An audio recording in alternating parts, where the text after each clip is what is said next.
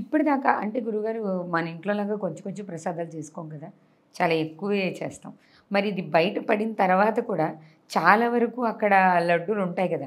వాటిని చేయడానికి వీలే ఉందిగా అంటే తెలిసిన తర్వాత కూడా వాటిని బయటకి పంపించాల్సిందేగా? అట్లా కాదుగా, అవి తీసేయాలి కదా మరి. ఇప్పుడు ఈ కాలం నుంచి ఈ కాలంలో తయారైనటువంటి నెయ్యితో తయారు చేసినటువంటి ప్రసాదాలు ఉన్నాయి. ఇప్పుడు మనకు తెలిసిన తర్వాత ఇప్పుడు మనకి బల్లి కనపడకుండా మన పదార్థాల మీద తిరిగి వెళ్ళిపోయింది, తింటాం మనం, తర్వాత ఏదో జరుగుతుంది. జరుగుతుంది. కానీ మన కళ్ళెదురుగా సాంబార్లో బల్లి పడింది, మనం తింటామా? తినం కదా! కదా, ఇది కూడా అదే పరిస్థితి కదా. ఇప్పుడు మనకి తెలిసింది, తెలియక జరిగింది అయిపోయింది. తెలిసిన తర్వాత కూడా మరలా అలాంటి ప్రసాదాలని పక్కన పడేసి మరలా ఫ్రెష్గా తయారు చేయటం, చేసి స్వామివారికి కూడా సంప్రోక్షణ చేసిన తర్వాత మహాసంప్రోక్షణ, ఓ మాట చెప్పానంటే ఇది మహాపాపం చేసింది కూడా. కాబట్టి మహాసంప్రోక్షణ చేసిన తర్వాత తప్పనిసరిగా ఈ ప్రసాదాలు మరలా వితరణ చేయడం అనేది జరిగితే మాత్రం చాలా మంచిది. అలా చేయాలి కూడా, ఆ పవిత్రత కాపాడుకోవాలంటే. ఇప్పుడు మనం తినరాదని తిన్నాము, చేదుగా ఉంది, ఉమ్మేస్తాం కదా, ఉమ్మేసి మళ్ళీ బ్రష్ చేసుకుంటాం కదా, అవునా? ఇది కూడా అంతే.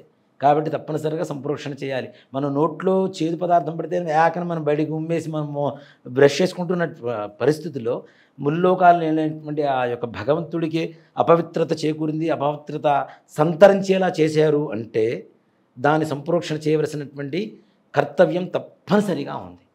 ఆ ప్రసాదం తయారు చేసేటప్పుడు గుడికి సంబంధించిన ఈ అర్చక స్వాములు ఎవ్వరు దగ్గర ఉండరా గురుగారు? అంటే ఇక్కడ కొన్ని కుటుంబాల వారు మాత్రమే ఆ ప్రసాదాలకు సంబంధించినటువంటి పోటు అంటారు దాన్ని, ప్రసాదాలు తయారు చేసేటువంటి ప్రదేశాన్ని పోటు అంటారు.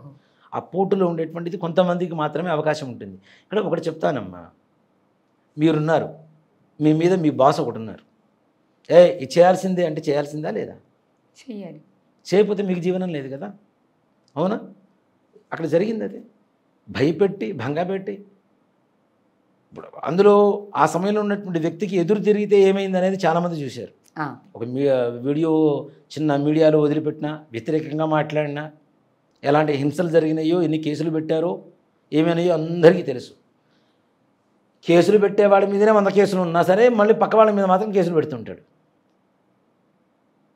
వెళ్ళి ప్రతి శుక్రవారం సంతకం చేసి రావాలి, వీడు మాత్రం మళ్ళీ 100 మంది మీద కేసులు పెడుతూ ఉంటాడు. అలాంటి పరిస్థితులు వచ్చినప్పుడు మరి ఎవరైనా భయపడుతున్నారు కదా. దాని ఏమంటారు, హిట్లర్. అంటే అక్కడ ఉన్న అర్చక స్వాముల వారికి ఇది తెలుస్తుంది. ఇప్పుడు నెయ్యి వాసన ఏంటనేది తెలియదా? ఇప్పుడు నిత్యం మీరు వంట చేస్తున్నారు, కొంచెం తేడా వస్తే అర్థం కాదా? తెలుస్తుంది. మా ఇంట్లో కూడా నెయ్యి ఎన్ని రోజులు అయింది ఏంటనేది. సాంబార్ పొడి ఇంట్లో తయారు చేసుకుంటారు అందరూ, బయట కొన్నదానికి ఇంట్లో చేసుకున్న దానికి ఒక ముద్దలో తేడా తెలియదా? ఖచ్చితంగా తెలుసు. చేసేటప్పుడు మీకు తెలియదా? తెలిసినా ఏం చేస్తున్నారు అంటే ఏం చేయలేని పరిస్థితి అది. నోరు మూసుకొని చేయబోయ్ ఉన్నదాంతో అంటే ఏం చేస్తాడు? అవునా? హోటల్లో పనిచేసే వాళ్ళు ఉంటారు, సార్ ఆయిల్ అయిపోయింది సార్, ఆ పక్కన ఉన్న ఆయిల్ పోసే అంటే, సార్ వద్దు సార్ బాగుండదు, పోయేవా తర్వాత చూద్దాం అంటే ఏం చేస్తారు? పోయాలి. మరి ఇక్కడ ఉన్న పరిస్థితి కూడా అదే చేశారు కదా. అందుకని ఇందాక చెప్పింది, ఈ ధర్మాన్ని మంచిగా ఉండాలి అంటే అక్కడ ఉండేటువంటి కర్తలు కూడా ఆ పరిజ్ఞానం తెలిసిన వాడు ఉండాలి.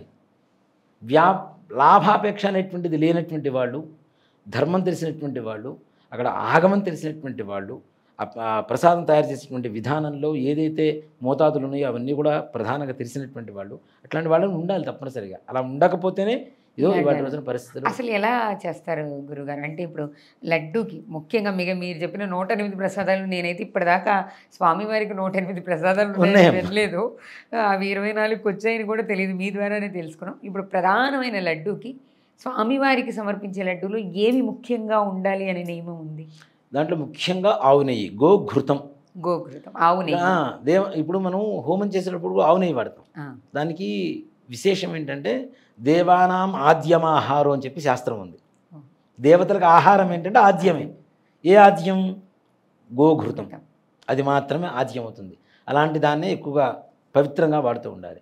అలాగే మనం తీసుకునేటువంటి పదార్థాలు ఎవరు పండించారు, ఎవరు ఏంటి అనేది చూసుకుంటే నిజంగా ఇవాళ రోజున తిరుమల తిరుపతి దేవస్థానానికి సొంతగా పొలాలున్నాయి, స్థలాలున్నాయి, పంటలు పండించుకోవచ్చు. జీడిపప్పు కానీ, కిస్మిస్ కానీ, ఈ పచ్చకర్పూరం తయారీ కానీ, తర్వాత ఈ శనగపిండి కావాల్సినటువంటి ద్రవ్యాలు కానీ, శనగ తోటలు కానీ ఇవన్నీ సొంతగా పండించుకొని చేసుకునేటువంటి పరిస్థితి తప్పనిసరిగా ఉంది.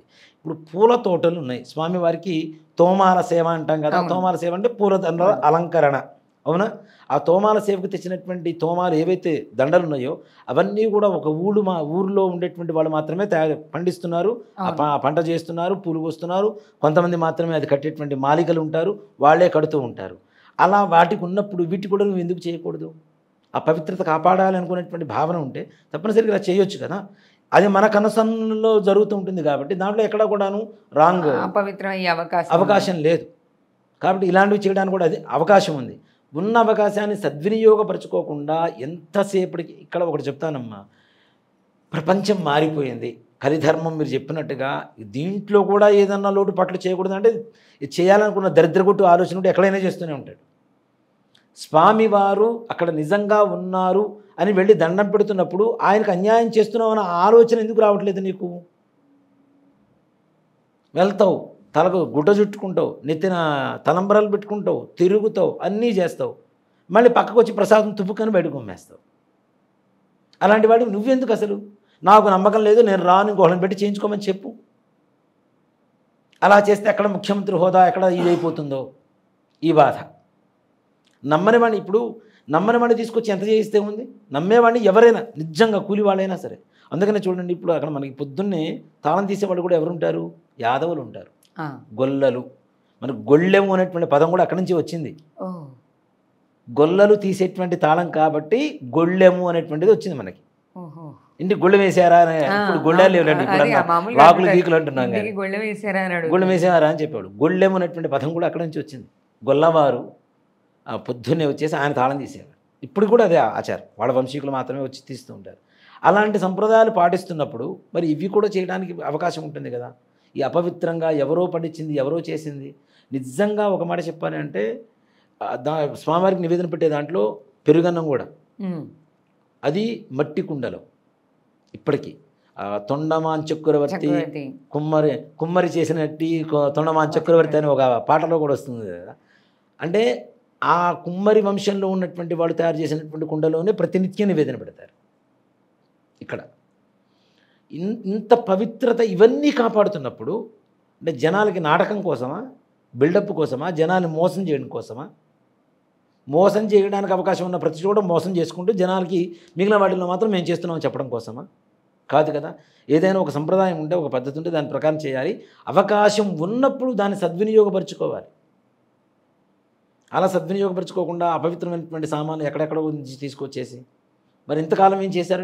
ఇప్పుడు కాదు, కొన్ని వందల సంవత్సరాల నుంచి వెంకటేశ్వర స్వామి వారికి డబ్బు అట్లానే ఉంది, ఆస్తులు ఉన్నాయి చక్కగా. ఇప్పుడు ఎంతమంది రాజులు, ఎంతమంది చక్రవర్తులు తిరుపతి వెంకటేశ్వర స్వామి వారికి ఆస్తులు రాసి ఇవ్వలేదు, పొలాలు రాసి ఇవ్వలేదు. అవన్నీ ఏం చేస్తున్నారు? మన మధ్య అవి కూడా ఒక పరిస్థితి జరిగింది తాకట్టు పెట్టుకోవడానికి. కొన్ని రోజులు ఆగితే వెంకటేశ్వర స్వామిని వేలం పాటేసేటువంటి రోజులు కూడా వస్తాయి, ఇట్లాంటి దరిద్రులు రాజ్యం వెళ్తూ ఉంటాయి. కాబట్టి ఇప్పుడున్న ప్రభుత్వం అయినా ఇట్లాంటి వాటి పట్ల జాగ్రత్త వహిస్తూ నిజంగా హిందువుల మనోభావాలు కానీ ఇక్కడ ఓటు బ్యాంకింగ్ చూడకండి దయచేసి. దైవాన్ని దైవంగా చూడండి, ఓటు బ్యాంకింగ్ చూడొద్దు. ప్రతి మతం నీకు సపోర్ట్ చేయాలనుకున్నప్పుడు వాళ్ళ ధర్మంలో వాళ్ళని కరెక్ట్గా ఉండమని చెప్పండి.